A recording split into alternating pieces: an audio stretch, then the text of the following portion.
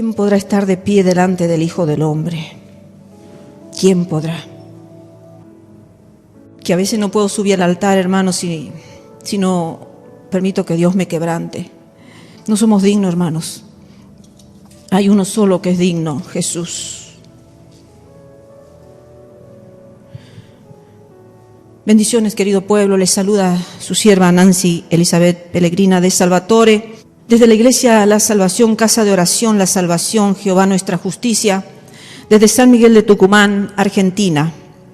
Vamos a continuar con algo muy poderoso hoy. La palabra de Dios es poderosa, desde el comienzo hasta el final. Y vamos a ver hoy, lo he titulado con dos nombres, pero en realidad voy a dejar uno solo: característica de la iglesia, y le agregué primitiva, porque no sé si en los tiempos presentes podríamos decir característica de la iglesia presente, y columna de nuestra fe. Ese es el título de la prédica en realidad, y vamos a empezar a leer Hechos capítulo 2, versículo 42 al 47, vamos a leer.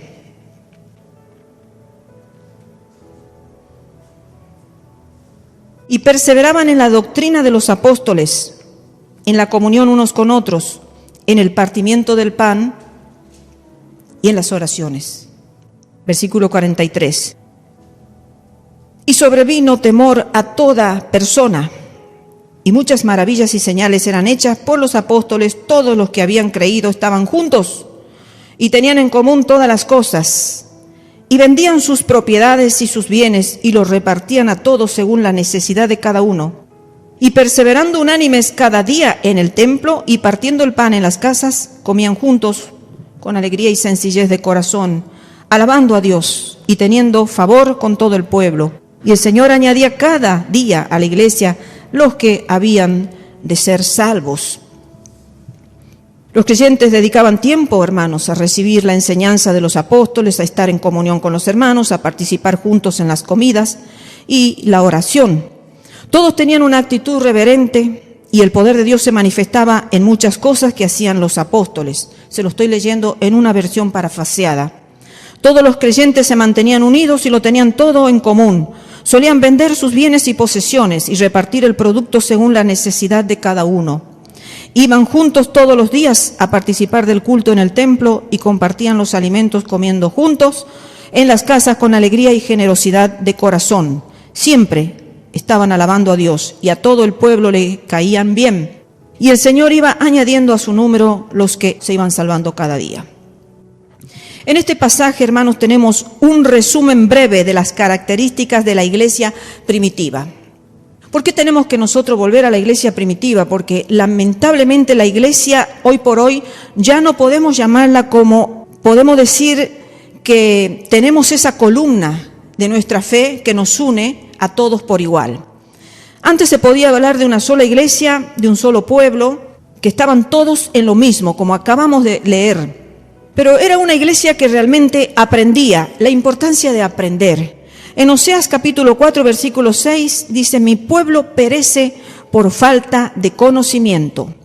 Hermanos, mientras el Señor nos dé vista, nos dé oído, aprendamos la palabra de Dios, aún hasta los sordos y ciegos. Hoy por hoy pueden también aprender por el sistema braille.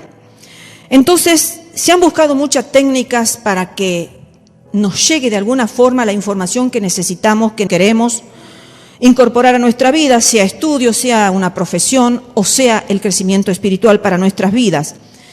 Era una iglesia que aprendía. Estamos hablando, recordemos, de la iglesia primitiva. La palabra doctrina, en el versículo 42, ahí vemos cómo dice que perseveraban en la doctrina. No es algo pasivo, sino es una acción activa, es algo activo.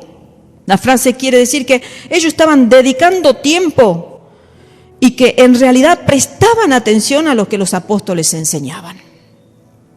Es muy importante prestar atención a lo que se enseña. Y uno de los grandes peligros de la iglesia es caer en una religiosidad quieta, estática, podríamos decir, que mira hacia atrás en lugar de adelante.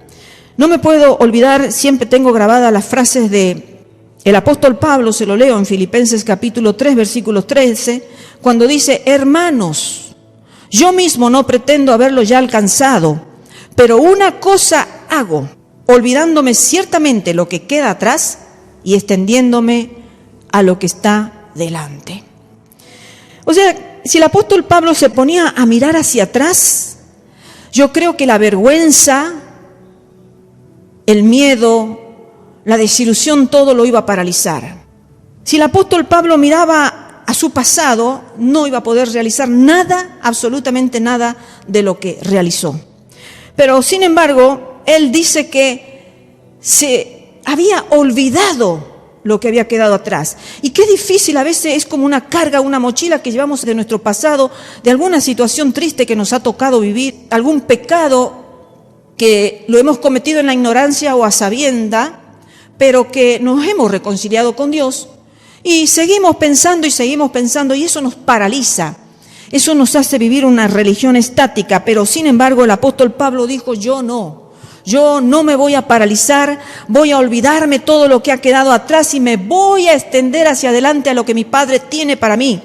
Y miren lo que el Padre tenía realmente para este apóstol, ¿no? Tremendas cosas que hizo que ni él se dio cuenta de lo que había dejado para generaciones futuras.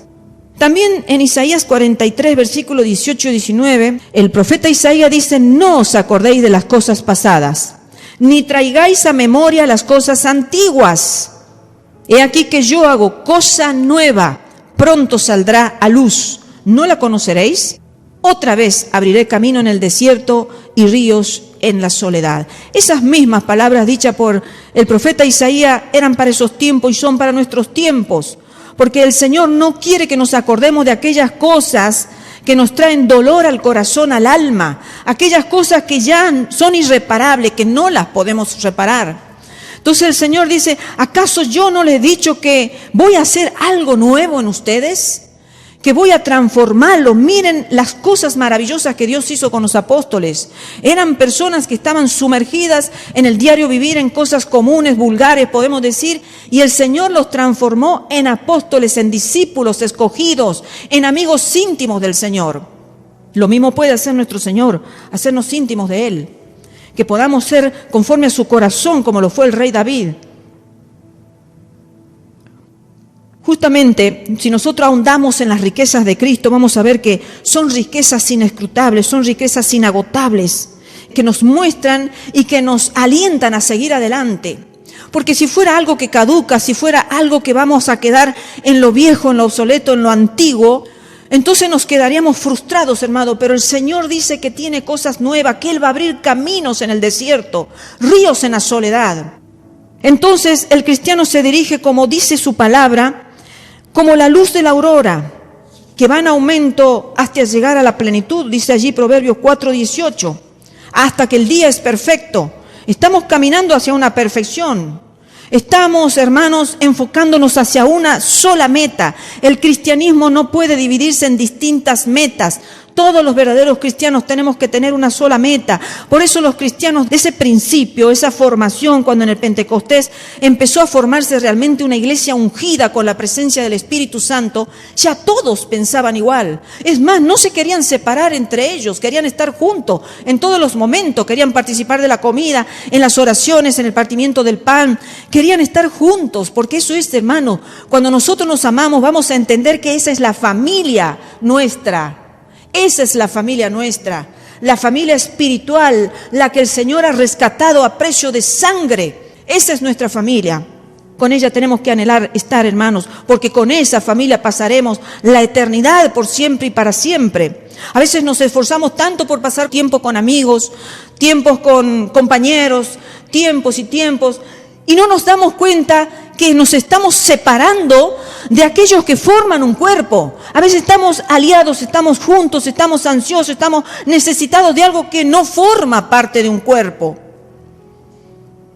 Entonces debemos entender que si no hemos aprendido nada en Él, nada nuevo hemos profundizado en la sabiduría y en la gracia de Dios, debemos entender, hermanos, que debemos reconocer que ese día ha sido un día perdido. Cada día de nuestra vida nos tenemos que sobreedificar. Cada día de nuestra vida tenemos que entrar en profundidades nuevas, en alturas nuevas, de la gracia inagotable de nuestro Dios, porque Dios no es un maestro que enseña lo que la matemática enseña siempre y no cambia, lo que la ciencia enseña y no cambia. Nuestro Dios es tan inagotable que, como justamente en la oración se dijo, vamos a recurrir a Él, quizás en las mismas escrituras de toda una vida, y siempre nos van a ministrar. Siempre nos van a enseñar algo nuevo. ¿No les ha pasado a ustedes que han ido a un versículo, que lo saben de memoria, que lo han venido estudiando siempre y descubren algo y se asombran y se impactan? Porque así es nuestro Dios, es inagotable, son fuentes de ríos de agua viva. Entonces nosotros tenemos que descubrir en el día a día que algo tenemos que aprender. Cuando finaliza el día tenemos que decir: Señor, ¿qué me has enseñado en este día? Señor, ¿qué he aprendido? ¿Qué he reconocido que tengo que dejar? ¿Qué he reconocido que tengo que empezar a escalar más, profundizar más? Tenemos que revisar nuestra vida. Siempre digo, hermanos, terminemos el día no pensando en lo que YouTube nos ha proporcionado. Por la gracia de Dios accedemos a YouTube y muchas veces nos favorecen y nos enseñan cosas, y a veces sacamos cosas que del diario vivir, como recetas de comida, como cosas de carpintería, etcétera, etcétera. Pero eso no nos proporcionará la salvación de nuestra alma, no serán los fundamentos, no serán los ladrillos de la eternidad. Nosotros tenemos que terminar el día diciendo: Señor, ¿en qué me has hablado? Estaba cocinando, estaba estudiando y algo me hizo mover el espíritu, el alma, y me paralicé. ¿No les ha pasado eso a ustedes, hermano? Que por ahí están haciendo actividades y es como que de pronto dejan de hacer eso y están pensando: es el Espíritu de Dios que nos está queriendo enseñar algo en ese momento. Entonces, hermano, vayamos viendo cada día si son días perdidos o son días ganados. Son días que estamos largando ladrillo para la eternidad, estamos sumando para la eternidad o estamos restando, porque también puede ser que restemos. Que el Señor nos ayude a hacer una buena matemática en lo espiritual. En la iglesia primitiva era una iglesia que estaban en comunión. Qué hermoso, hermano, es la comunión. La comunión de la iglesia es solo lo que se debe ser cuando es un cuerpo, cuando es un grupo de hermanos unidos, no por el dinero, no por la fama, por el estatus, por la clase social, sino unidos en el amor de nuestro Padre Dios. Ahí se rompe todo en esa unión, hermanos. Ahí nos vemos todos iguales, hermanos. Habrá pobre, lamentablemente, siempre lo tendréis entre vosotros, dijo Jesús de Nazaret. Tendremos pobre entre medio nuestro. Habrá ricos, habrá sabios, doctos, habrá indoctos, gente con poca cultura, con mucha cultura, pero todos unos en el Espíritu. Eso es realmente formar un cuerpo, hermanos, el cuerpo de Cristo, con Cristo que es la cabeza. Entonces, el Salmo 133:1 dice: mirad cuán bueno y cuán delicioso es habitar los hermanos juntos y en armonía. Tiene que terminar la reunión y nos tenemos que ir contentos, nos tenemos que ir gozosos a nuestra casa, porque hemos estado juntos y en armonía. Eso le gusta al Señor. Dice que eso es bueno y delicioso. Cuando nosotros comemos un postre cualquiera que nos deleite, que nos gusta, cómo realmente nos satisface y cómo realmente lo disfrutamos. Así es cuando los hermanos están juntos. Es algo delicioso. Tiene que ser algo delicioso entre nosotros y también que nuestro Padre, Abba Padre, le esté aprobando esa unión, esté aprobando esa comunión, esa unión entre nosotros. Luego era una iglesia que oraba. Los primeros cristianos sabían que no podían ni tenían por qué enfrentarse con la vida dependiendo exclusivamente de sus propias fuerzas. No podían empezar el día con sus propias fuerzas. Siempre hablaban con Dios antes de hablar con los hombres. Siempre buscaban a Dios antes de salir al mundo. Podían resistir y sufrir los problemas de la vida porque habían estado en la presencia de Dios. Eso marca la diferencia, hermanos. Muchas veces el enemigo nos va a atacar y eso somos conscientes porque vivimos en un mundo donde el príncipe de las tinieblas está gobernando y muchas veces vamos a venir como entristecidos, como abatidos, como afligidos por problemas, por situaciones, porque es un mundo que no nos puede proveer paz, una paz genuina. Pero hay momentos que vamos a volver así porque no hemos sabido salir a la calle. No hemos sabido salir preparados. Hermanos, no importa el tiempo que pierdan, no importa si cenan, si almuerzan más tarde, pero nunca salgamos a este mundo a enfrentarnos sin antes haber hablado con Dios, sin antes haber orado, dependiendo exclusivamente de la fuerza de nuestro Dios. Porque nosotros somos débiles, hermanos. Nosotros, nuestras fuerzas, no somos poderosos. Todo lo que tenemos en nosotros, los hijos de Dios, lo tenemos gracias al obrar del Espíritu Santo, que nos lleva de prueba en prueba, más de victoria en victoria. Entonces, enfrentemos la vida siempre, siempre, siempre poniendo en primer lugar a Dios en todas y por todas las cosas. Colosenses, capítulo 1, versículo 17 dice: y Él es antes de todas las cosas. Vuelvo a decir, y Él es antes de todas las cosas.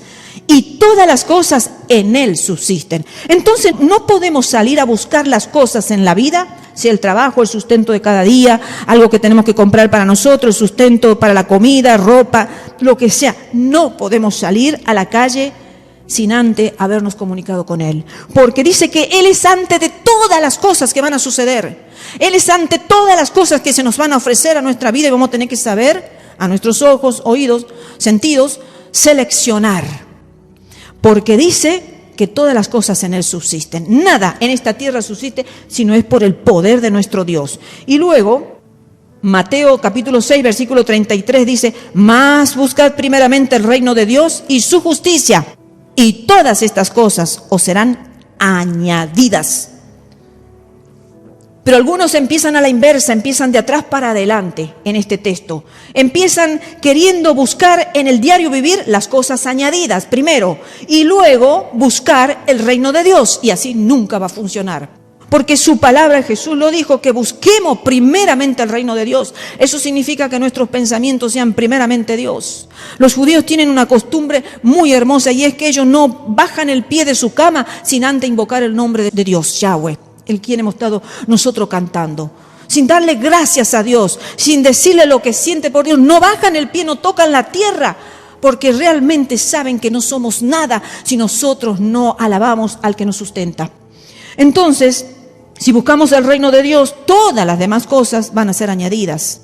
No vamos a tener que ni siquiera buscarlas o pedirlas o complicarnos la vida, porque el Señor nos va a ir presentando. Miren, hermanos, ¿cuántas veces hemos salido a la calle así, medio un poco atribulados, con la cabeza llena de problemas y situaciones, y hemos renegado porque no conseguimos dónde estacionar? Hemos renegado porque no hemos conseguido cosas. A mí me ha pasado que cuando digo: Señor, por favor, búscame un lugar donde estacionar el auto, porque cada vez se complica más Tucumán. Entonces le digo: Señor, guárdame ese lugarcito que yo necesito para estacionar. Y le aseguro que no reniego, porque voy ahí y digo: ya no hay lugar, ya estoy llegando al lugar, y un auto sale para que uno entre. Es que así es nuestro Señor. Te ríes porque seguramente te ha pasado, ¿verdad? Claro. Miren qué lindo es contar las experiencias que no son de una sola, sino que cuando nosotros clamamos a Dios y le pedimos, el Señor nos pone ese lugar en el estacionamiento. No sé, hay tantas situaciones que podrían venírseme a la mente. Ahora tenemos que orar y hablar con Dios ante cualquier situación que salgamos a la calle, buscar siempre a Dios, y si podemos recordar, no hacer que nuestro pie toque la tierra antes que toque los cielos. Tenemos que aprender mucho del pueblo israelí, porque ellos realmente estudian la Biblia, la profundizan como no lo hacemos muchos de nosotros. Entonces, era una iglesia reverente. ¡Ah, qué hermosura esto, hermanos! En el versículo 43 allí nos habla de la palabra temor. Sobrevino temor a toda persona. Allí el temor encierra la idea de respeto y de reverencia. Se decía de un griego famoso que se movía por el mundo como el que está en un templo. Esta mini historia me ha hecho reflexionar mucho, porque ustedes se imaginan, hermanos, si todos nos moviéramos en el mundo así, ¿qué sería este mundo? Ya sería el cielo. Yo me imagino que ya sería como el cielo, porque dice que este famoso griego se movía por el mundo así, como que él estaba en un templo. Entonces, Caminaba con reverencia por todo el mundo. A veces realmente que tenemos que ser reverentes en la presencia de Dios cuando venimos a la casa de Dios. Pero tenemos que ser irreverentes cuando estamos en la calle, cuando estamos en la facultad, en el trabajo. ¿Tenemos que perder la reverencia? ¿Tenemos que perder el temor cristiano, el temor de Dios? El cristiano vive reverentemente porque sabe que siempre está en la presencia de Dios y que cualquier lugar es casa de Dios y puerta del cielo, como lo dijo Jacob en Génesis 28:17. Hermanos, cuando nosotros nos demos cuenta de nuestra identidad, vamos a estar en cualquier lugar y vamos a caminar como si ese también fuera nuestro templo. Entonces vamos a hacer luces realmente, vamos a hacer antorchas realmente, porque si nosotros caminamos en el mundo como todos los hemos hecho, enojados, nos contagiamos, ¿verdad? Salimos al mundo y nos contagiamos. Ya pronto vemos cosas que no queremos ver, escuchamos cosas que no queremos escuchar y ya empezamos a enojarnos y sin darnos cuenta estamos igual que los demás. Pero si nos damos cuenta que nosotros somos portadores del Espíritu Santo, somos templo de Dios andante, viviente, hermanos, que andamos por la calle, que no podemos ser buenitos en un lugar, en la casa o afuera malos, o a la inversa, buenos afuera y malos adentro de casa, ser reverentes en la iglesia y afuera irreverentes. Es que no, hermanos, somos nosotros templo del Espíritu Santo, y como templo del Espíritu Santo nosotros tenemos que caminarnos en un mundo que Dios lo creó.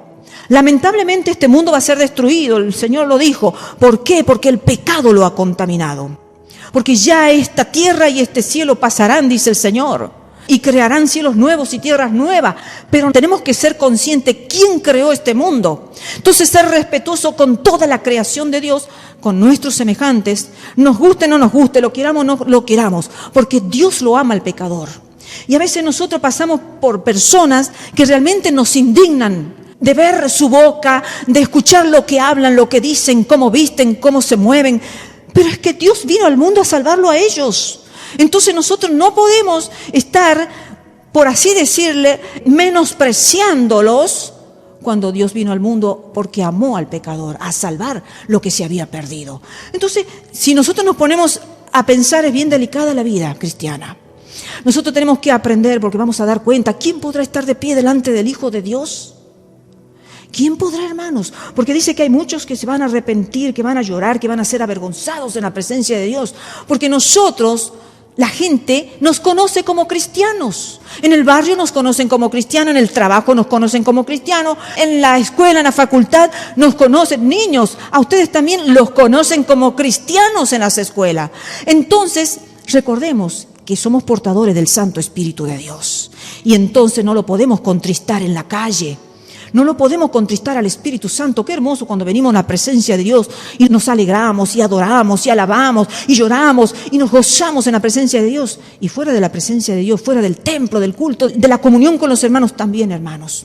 Somos portadores de su Santo Espíritu. Nunca nos olvidemos. Allí Jacob encontró una piedra y él pudo ver esa visión de los ángeles que subían y bajaban y a Dios allí en el trono. Y entonces dijo, casa de Dios y puerta del cielo, y no estaba en un templo, no estaba en un lugar santificado, no estaba en un altar, no estaba en nada. Entonces nosotros podemos transitar la vida como este griego famoso, que se movía por el mundo como el que está en un templo. Era una iglesia en la que sucedían cosas. El versículo 43 dice, y muchas maravillas y señales eran hechas por los apóstoles. Había señales y maravillas.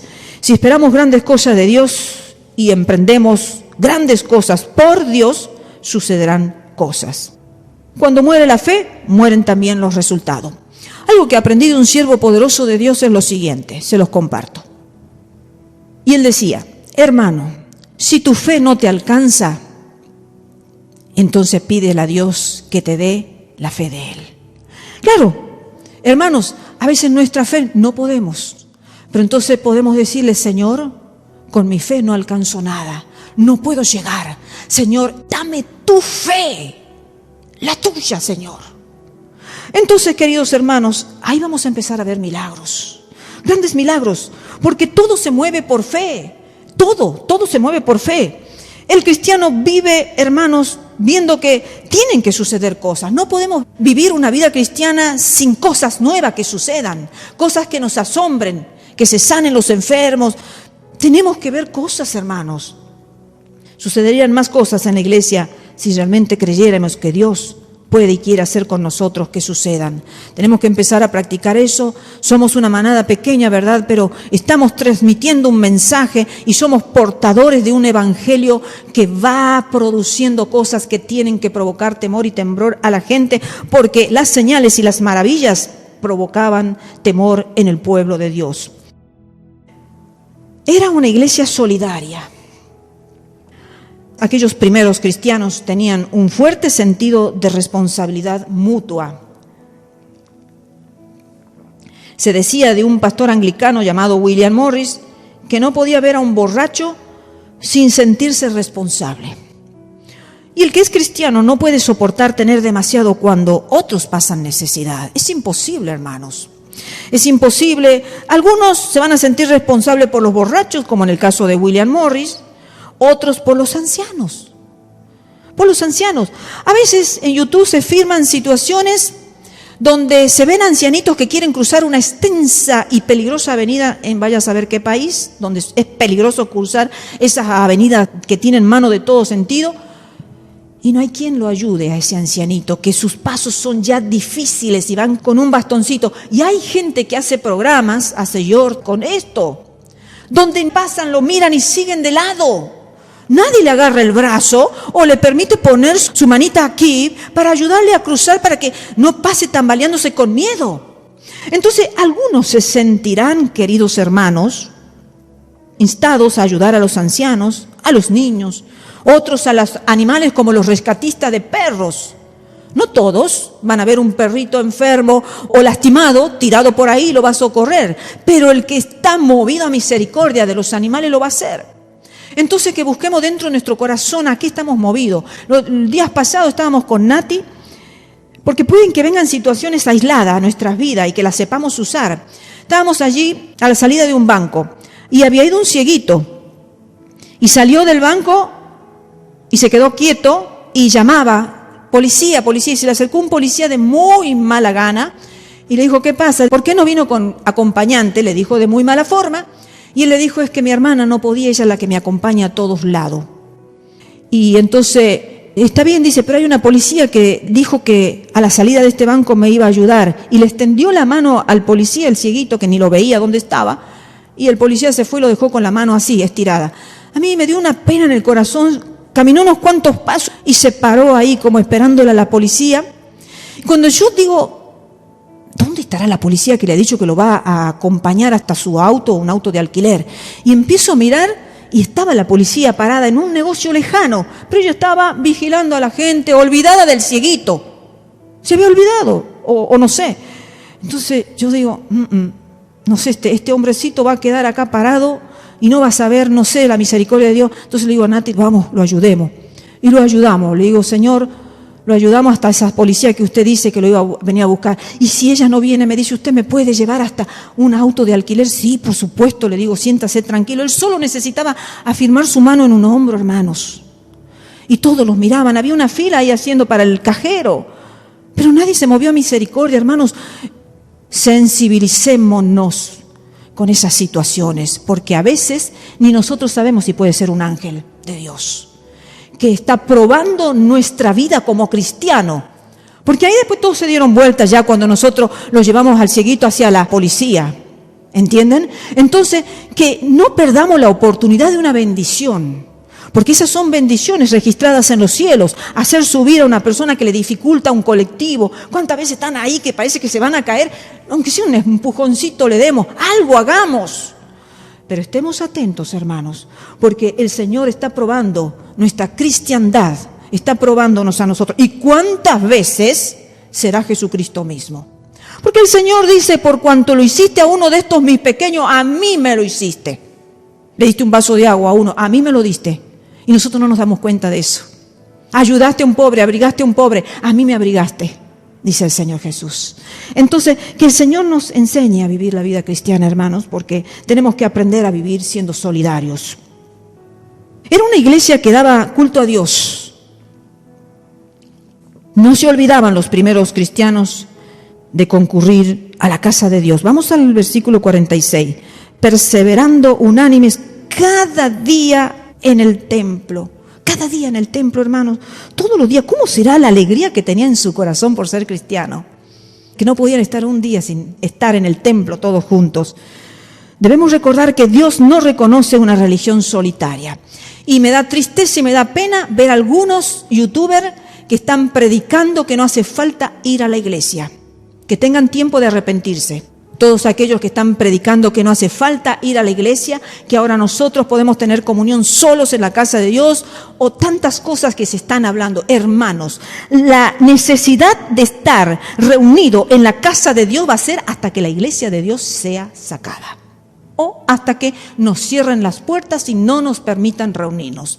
Pero mientras nadie nos prohíba reunirnos en la casa de Dios, tenemos que reunirnos. Es un compromiso que tenemos porque el Señor así nos quiere encontrar. El Señor va a venir a buscar una iglesia que están comprometidos en reunirse, comprometidos en pasar juntos y en armonía momentos de alabanza, de adoración, de aprendizaje. Entonces, ustedes vean que cuando se va, por ejemplo, a un concierto o a una competencia deportiva, cualquiera sea, donde se junta mucha gente, allí vemos que la gente están todos masificados. ¿Qué es un hombre masa? Es una persona que pierde su identidad en ese momento y hace lo que la mayoría hace. Si los demás levantan las manos, ese hombre masa va a levantar la mano. Si todos gritan, ese hombre masa va a gritar también porque se han masificado. Entonces, eso que sucede en un concierto, eso que sucede en una competición deportiva, es porque están compartiendo un mismo interés y una misma experiencia.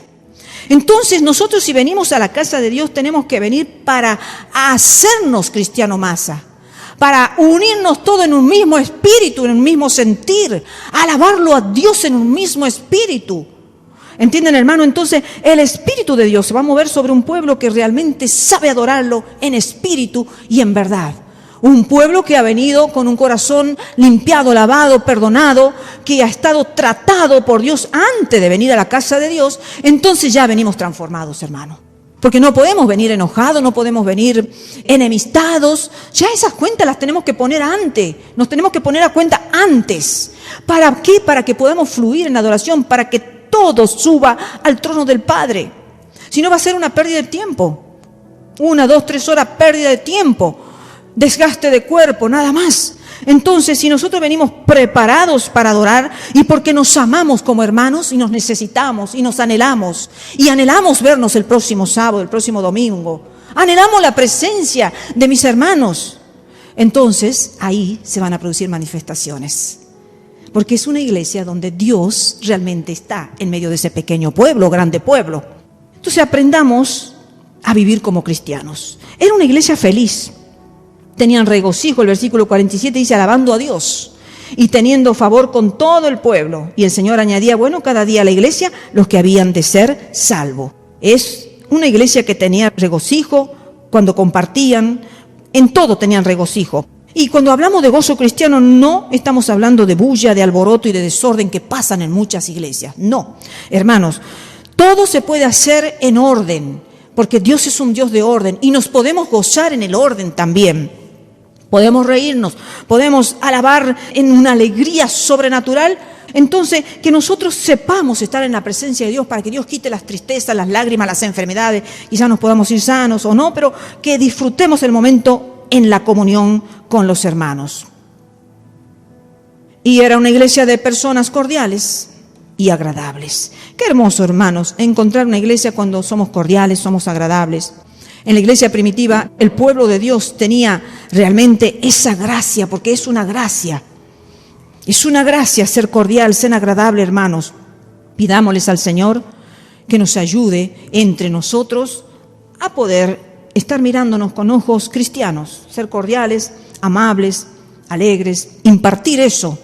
Porque quizás el hermano tenía un mal día y nosotros lo contagiamos con la cordialidad, con la amabilidad, con el gozo, con la alegría, y ese mal día se le tiene que ir al hermano porque nosotros tenemos que ser impartidores de lo que al otro le falta. Yo lo tengo, el otro no lo tiene, yo hoy se lo imparto. No sé cómo, quizás un saludo extra, quizás, no sé, unas palabras, quizás una sonrisa, quizás, no sé. Pero Dios que nos use, hermanos, para ser cordiales, para ser agradables, para ser una iglesia que alabe a Dios. Veamos un poquito lo que Jesucristo dijo en Mateo 28, 19 y 20. Ahora es como que vamos a hacer una revisión de todo lo que hemos estudiado. En Mateo 28, 19 y 20 dice: por tanto, id y haced discípulo a todas las naciones, bautizándolos en el nombre del Padre, y del Hijo y del Espíritu Santo, enseñándoles que guarden todas las cosas que os he mandado, y aquí yo estoy con vosotros todos los días hasta el fin del mundo. Amén. Haced discípulos, enseñándoles, bautizándolos. Qué importante. En la Gran Comisión, Jesús le enseña el proceso de cómo hacer discípulos, cumplido en etapas, bautizándolo al discípulo. Una vez que ha recibido la impartición de la palabra, la aceptó en su corazón, se bautizaban, y adoctrinándole. No se puede evadir ningún paso. Si se ha predicado el Evangelio de Salvación, no se puede evadir el paso del bautismo. Y si la persona se ha convertido, se ha bautizado, hay que adoctrinarla. No se puede evadir ningún paso, hermano, de los pasos que el Señor dejó registrado en su palabra. Pedro vemos que sigue las direcciones de Jesús realmente, porque él sale en el día del Pentecostés, hace discípulos cuando está predicando la palabra e inmediatamente bautiza a los creyentes. ¿Qué está pasando con las conversiones presentes de nuestros tiempos? Porque a veces tenemos que dudar de la persona, pasan años a veces y no estamos seguros si esa persona merece ser bautizada. ¿Por qué? Porque el bautismo es una confesión pública de nuestra fe. Entonces, hay personas que realmente no están dando un testimonio vivo de un cristiano que va a dar testimonio público. Entonces, es triste que en esos tiempos se convertían y se bautizaban inmediatamente. No importa si el agua estaba sucia, si había un Jordán con agua sucia, no importa si hacía frío, no importa si no tenían una muda de ropa extra para cambiarse. Ahí volvían todos empapados a su casa. Y tendrían muchos que ellos enfrentarse a la oposición y vaya a saber a qué situaciones más en sus casas. ¿Por qué vienes mojado? ¿Qué ha pasado? ¿Qué ha sucedido? Es que me he convertido al cristianismo y me he bautizado. Entonces, hermanos, vean lo que era la fe cristiana en la iglesia primitiva. Observen qué genuinidad había en los cristianos al punto que se convertían, inmediatamente se bautizaban. Entonces, luego Pedro y los demás apóstoles continúan enseñándole el Evangelio de Cristo, adoctrinamiento. No podemos dejar las almas así, creyendo y confiando que han creído realmente una conversión genuina, se han bautizado y dejarlo así, que sigan con una comida liviana quizás, o no preocuparnos. Tenemos que seguirle enseñando el Evangelio de Cristo. Los judíos, fíjense, que escuchan a Pedro el día de Pentecostés, ellos conocían el Antiguo Testamento. Los judíos estaban instruidos en la Torá, en la Tanaj, podemos decir, pero no así los gentiles. Los gentiles vendían siendo idólatras. No conocían nada de la Tanaj. Entonces, sin embargo, algo sorprendente ocurrió en el caso del carcelero de Filipos. ¿Se acuerdan de la historia? Era un gentil. Y sin embargo, él se convirtió y fue bautizado. Y también con el eunuco etíope, que fue un prosélito. O sea, no era un genuino judío. Y también fueron bautizados con rapidez, bajaron del callo y decían: ¿qué impida que yo sea bautizado? Es que el que se convierte genuinamente quiere bautizarse, hermano. Allí estaba el eunuco diciendo: ¿pero qué impide que yo sea bautizado? Nada, bajémonos. Y lo bautizó. Y no tenían conocimiento de nada, ¿no? No tenían conocimiento de la Torá, cero Tanaj, nada. Los libros de los profetas ni los conocían, eran gentiles y prosélitos. Eso eran para los judíos el conocimiento. Entonces, el Nuevo Testamento enseña que cuando un creyente acepta a Cristo Jesús como su Señor y Salvador, después de oír el Evangelio debe tener la oportunidad de bautizarse, pero luego debe haber un profundo estudio de las Escrituras. Escuchen, por el resto de su vida terrenal. Mateo 28, 20. Enseñándoles que guarden todas las cosas que os he mandado, y aquí yo estoy con vosotros todos los días hasta el fin del mundo. Mientras la presencia del Espíritu de Dios esté con nosotros, debemos adoctrinarnos, hermanos, a nosotros mismos y a los que nos oyen. Debemos hasta el fin del mundo. No es que digamos, yo ya sé la Biblia, no me enseñe más, la conozco, fui a seminario, hice cursos, me la conozco la Biblia. Toda la vida hasta que o nos mueramos o nos vayamos en el arrebatamiento, tenemos que ser adoctrinados todos, desde el mayor hasta el menor.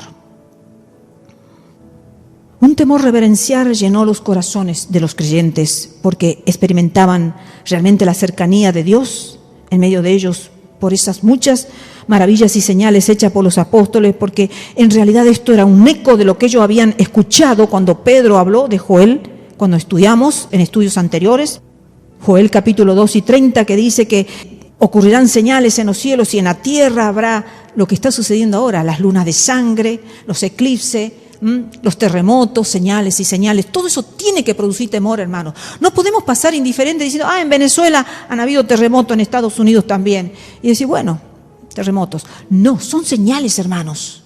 Que en los últimos tiempos y en todos los tiempos, es que en todos los tiempos han habido señales. Y cuánto más cuando estas señales ya son de todos los días. Antes sucedió un terremoto y era una alarma mundial. En todos los noticieros hubo terremoto en tal lugar. Y nos quedamos horrorizados. ¿Y cuántos muertos? ¿Y cuánto esto? Ahora es todos los días. Las noticias. La tierra se ha movido. Que el volcán, que el huracán, que el tsunami, que se han desbarrancado los montes. No sé, hermano, esas son señales de los últimos tiempos, porque antes no sucedían todos los días cosas así. Entonces, nos debe producir temor, las señales, sean cual sea. Si son milagros, nos tienen que producir temor, porque es que la presencia de Dios se está manifestando, el Espíritu Santo todavía está en medio nuestro. Y si suceden señales y prodigios y cosas que están sucediendo y que seguirán sucediendo, esto nos tiene que dar un temor reverencial. ¿Ante quién estamos? ¿Y quién es el que permite que todas esas cosas sucedan? Tenían en común todas las cosas. Les voy a contar algo. Cuando los israelitas viajaron a través del desierto por 40 años, Dios les proveyó día tras día de lo que necesitaban para subsistir. Si leemos, sabemos perfectamente que dice que su ropa no se envejecía, su calzado no se arruinaba. Imagínense, iban creciendo y con el mismo calzado. O sea, imagínense cómo Dios los mantenía en el desierto. Tenían sed y de una roca salía agua. Tenían hambre y maná del cielo. O sea, eran sostenidos por 40 años en el desierto. Bueno, todos estaban en el mismo nivel económico. No había ni ricos ni pobres en los 40 años de desierto. Todos tenían las mismas necesidades. Todos vivieron lo mismo. Ni uno era más rico ni uno era más pobre. Ahora, cuando llegaron a la tierra prometida, cada uno recibió su herencia, su parte. Con el correr del tiempo, empezaron a observar y a experimentar riqueza y pobreza en sus comunidades. Ya no era como los 40 años en el desierto donde todos eran iguales. Ya ahora, en su tierra prometida, empezaron a ver que en algunos territorios había riqueza y en otros territorios había pobreza. Esta diferencia se hizo más y más evidente a lo largo de los siglos porque el pueblo judío rechazó observar la promesa de Dios respecto a cuidar a los pobres y ser generoso con ellos. Puedes leerlo detenidamente, no lo hago ahora porque es un poquito extenso, pero puedes ir a Deuteronomio capítulo 15, desde el versículo 1 al 11, allí están las recomendaciones, las ordenanzas en cuanto a los necesitados. No podían existir mendigos en el pueblo de Dios y los que tenían deudas con alguno no se le podía cobrar interés. Todo eso que está bien explicado en Deuteronomio capítulo 15. Pero en Miqueas capítulo 2 y versículo 1 al 2 también dice: ¡ay de los que en sus camas piensan iniquidad y maquinan el mal! Y cuando llega la mañana lo ejecutan porque tienen en su mano el poder.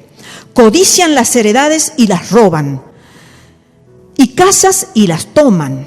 Oprimen al hombre y a su casa, al hombre y a su heredad.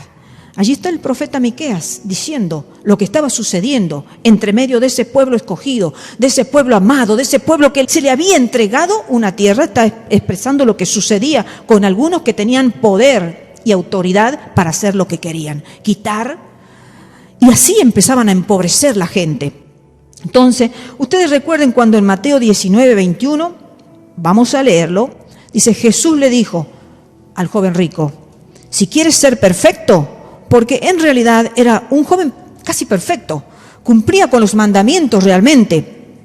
Entonces el Señor Jesucristo lo lleva a algo más profundo y le dice, si quieres ser perfecto, vende lo que tienes y dalo a los pobres y tendrás tesoro en el cielo, ven y sígueme. ¿Por qué? Porque ya venía eso de que se debía tener cuidado de los pobres. Si tenías mucho dinero, no te quedes con todo el dinero. Fíjate, hay pobres. Entonces el Señor Jesús le dice, tu moral es muy buena. Y qué hermoso, ¿no? La moral del joven rico era muy buena. Pero el Señor le dice, pero ¿quieres llegar a esa perfección? Ve, anda, vende lo que tienes y da a esa gente pobre. Entonces, al joven rico lo desafió a que vendiera todas sus posesiones y diera dinero a los pobres. Ahora veamos, después del Pentecostés, los nuevos convertidos en Jerusalén dice que tenían en común todas sus cosas. Después del Pentecostés, empezaron a vender sus propiedades y pertenencias y repartieron a todos los que tuvieran necesidad. O sea, el compartir cosas materiales no fue necesariamente un despojo de la riqueza de nadie. No fueron obligados por alguna persona a que se despojaran. Entre ellos estaba el sentir, la iglesia sentía ese deseo de vender propiedades para que con ese dinero pudiéramos ayudar a otros que no tienen prácticamente nada. Entonces, por eso vendían sus posesiones.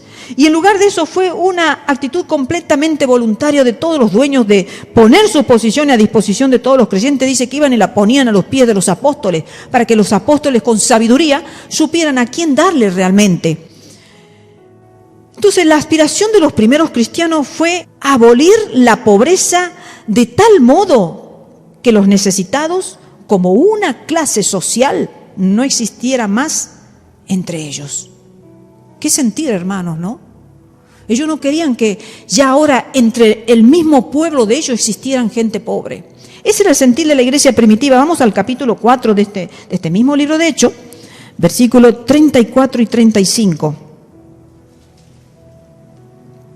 Como ellos tuvieron este sentir de vender propiedades extras que tenían, porque dice que tenían casas, Bernabé tenía propiedades, en fin, tenían muchas posesiones. Entonces dice, el capítulo 4 de Hechos, versículos 34 y 35 dice, así que no había entre ellos ningún necesitado, porque todos los que poseían heredades o casas las vendían y traían el precio de lo vendido y lo ponían a los pies de los apóstoles y se repartía cada uno según su necesidad. Y ahí a continuación, si quieres, entonces José, a quien los apóstoles pusieron por sobrenombre Bernabé, dice que como tenía una heredad, la vendió y trajo el precio y lo puso a los pies de los apóstoles. ¡Qué corazón que tenía la iglesia primitiva, hermanos! Nosotros a veces hasta pareciera que hay algunos que se deleitan en ver a otros pobres. En el pueblo cristiano, digo, ¿no? Porque en el mundo de eso podemos esperar. La jactancia, ¿vieron? La jactancia del mundo, eso es normal. Eso es normal. Querer mostrarle al mundo que yo ostento, que tengo una 4x4, que yo tengo casas y mansiones y ostentar. Pero es que en el pueblo de Dios no puede existir eso. En el pueblo de Dios tenemos que hacer que todos nos sintamos igual.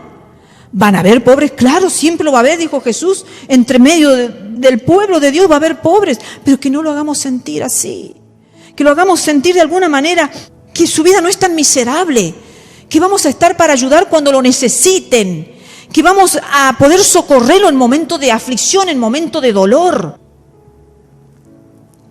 Eso es lo que pasaba con esta iglesia primitiva. Estaban pendientes, no querían que ya como clase social existiera la pobreza entre el cristianismo. Lucas no informa de que los ricos vendieron todas sus posesiones, no dice que vendieron todas, vendieron posesiones.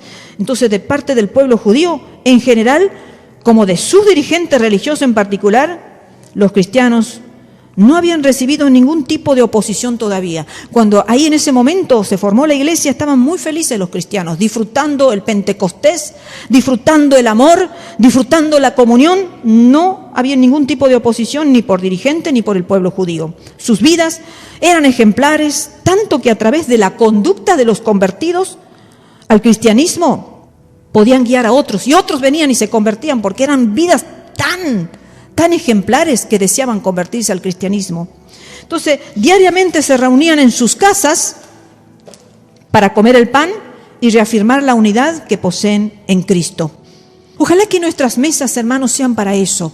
A veces en un mundo ya que ha crecido tanto y que ya no es como la iglesia primitiva, vivimos cada uno con sus afanes, con sus cosas, pero por lo menos el núcleo familiar que sea un momento de paz, el momento de la comida. ¿Sucede eso? ¿O pasa que a veces el momento de la comida es el momento más duro, más tenso, más difícil, de más peleas, que a veces en vez de comida parece que tragamos piedra? Hermanos, que Dios nos ayude a revisar nuestras vidas, porque si no podemos hacer todos los días como hacían la iglesia primitiva, que se reunían todos los días a comer el pan, era tal el amor y la unión que había, que no podían estar separados. Pero si nosotros no podemos hacer, por lo menos, si hay un pueblo, una familia entera cristiana, que sí lo podemos hacer, hermanos, entonces procuremos la paz.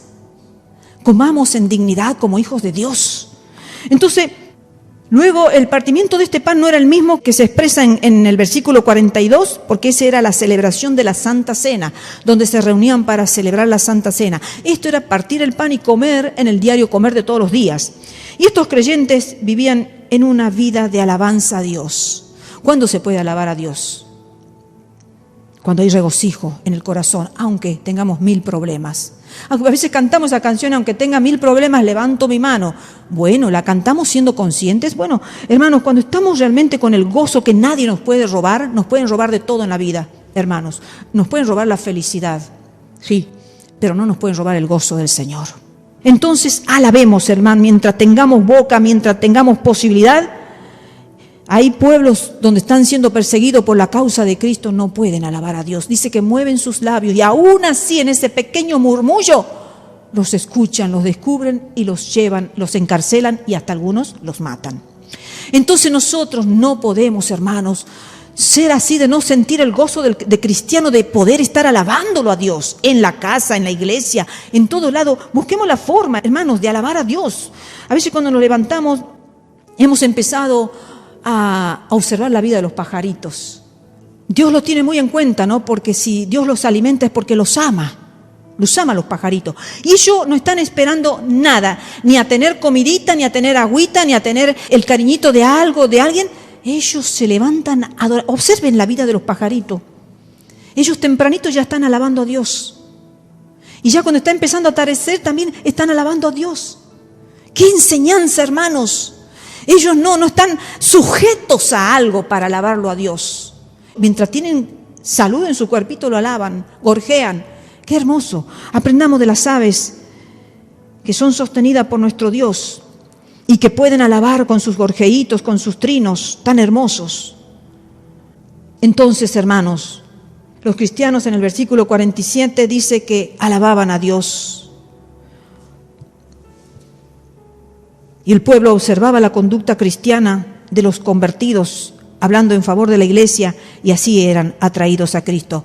¿Ustedes saben que somos cartas abiertas al mundo? ¿Que el mundo nos está observando? Lucas concluye esta sección diciendo que el Señor añadía nuevos convertidos a la iglesia. Y dejo esta reflexión, hermanos, la iglesia tiene que ser depurada con un nuevo Pentecostés, para que nuestras vidas sean una alabanza que atraiga a Cristo a los pecadores.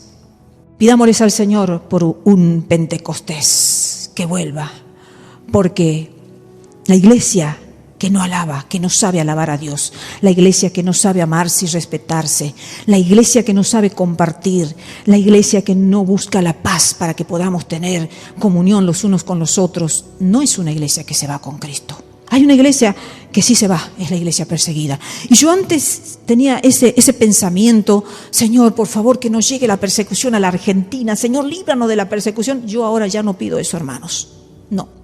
Mi oración ahora es, Señor, si tú quieres mandar persecución a la Argentina, mándala, Señor.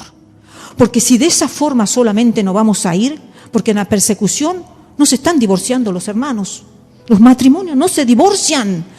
Ustedes escuchen las historias de los perseguidos por la causa de Cristo. No abandonan a sus hijos.